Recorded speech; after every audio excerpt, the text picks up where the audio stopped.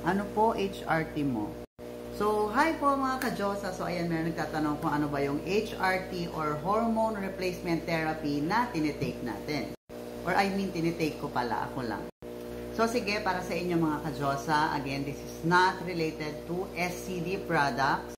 But of course, may nagtatanong, i-share natin sa kanila kung ano ba yung hormone replacement therapy na tinitake ng ating RC Diyosa.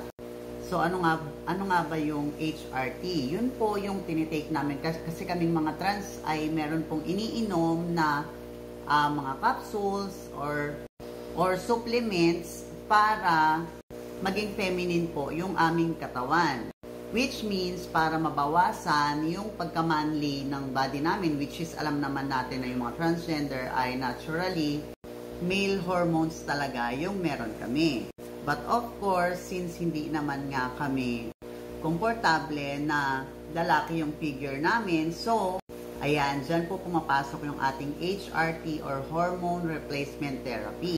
So, sige, simulan na natin kasi medyo mahaba siya. Okay, so, since 2009, nag-start na po ako mag-take ng micro pills, yung kulay pink, kung familiar po kayo, wala kasi ako noon ngayon. Siya talaga yung tinitake ko kasi wala pa naman masyadong mga hormone replacement therapy during that time, 2009. So mostly, kung ano lang yung mga pills na iniinom, yung mga contraceptive, yun lang din yung mga alam naming inumin. And yun nga, since last 2 years ago naman, nagplano kasi kami or nagtry kami ni Jowa na mag-baby. Since babae nga yung partner ko, so nagtry kaming mag-baby, nag-stop ako mag-take ng hormones for almost 2 years. And ayan, sa ngayon, bumalik ako kasi nga meron akong parang pinaghahandaang event, gusto ko magpa-fresh, gusto ko ulit ibalik yung femininity, or alam mo yun, parang maging feminine ulit yung katawan ko. Nag-start ulit ako mag-take ng hormones. And hindi ako bumalik muna sa micro pills. And then as of now, ito po yung gamit natin. So, ayan, kunin natin yung product na gamit ko ngayon. Pero mga ka-Diyosa, or sa'yo, Miss Gold, hindi ko pa siya ina-advise to anyone.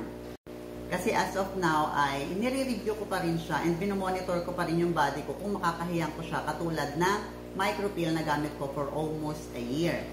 So, ayan, ano ba itong mga product na to? So, bakit ang dami? Honestly, nakaubos na ako ng isang bottle ng ating Herdooms from His to Hair. So, ano ba?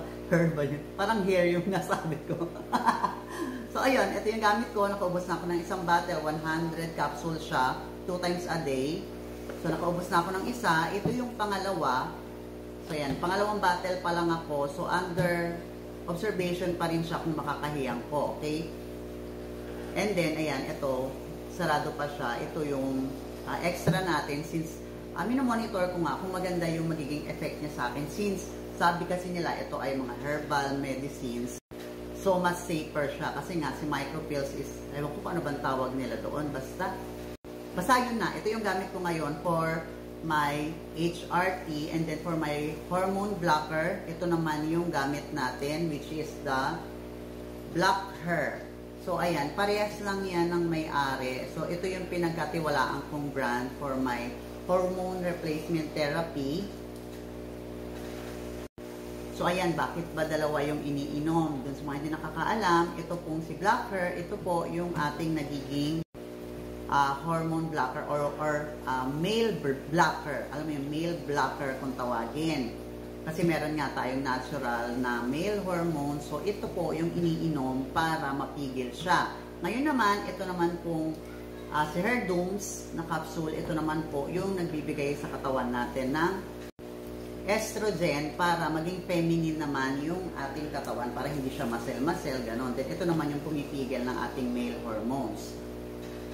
Pero chinek ko yung kanyang contents, marami pa siyang iba't ibang mga ingredients na laman. May aloe vera extract, may garcinia, so nakakapaya siya. So I don't know. As of now nga, tulad ng sabi ko sa inyo, pang second bottle ko pa lang ng Herdooms. And yes, hindi ko pa rin po maibibigay yung final review ko sa kanya. Pero kung, ayan, kayo yung magsabi kung maganda ba yung epekto niya, pero pang second bottle ko pa lang po ito, so hindi pa rin ako nagpa-final say na kahiyang ko siya. And lastly, isama ko na din yung ating SCD Sexy Glow White. Ito naman, product din namin ito. Ito naman yung ginagamit ko for body slimming and skin whitening. So, 2-in-1 na po siya. So, silang tatlo yung ginagamit ko for black hair, for my male hormone blocker. Ayan, nabubulol ako. Hindi ako sanay sa HRT. And then, sa hair domes naman, para maging feminine yung aking body. And then, SCD Sexy Glow White for slimming and whitening capsule. So, yun lang ka-Diyosa. And hopefully, nagustuhan mo yung sagot ko sa'yo. I don't know more about HRT, so I'm just trying to share kung ano ba yung gamit ko. So, yun lang mga ka-Diyosa, and have a great day po. Bye-bye!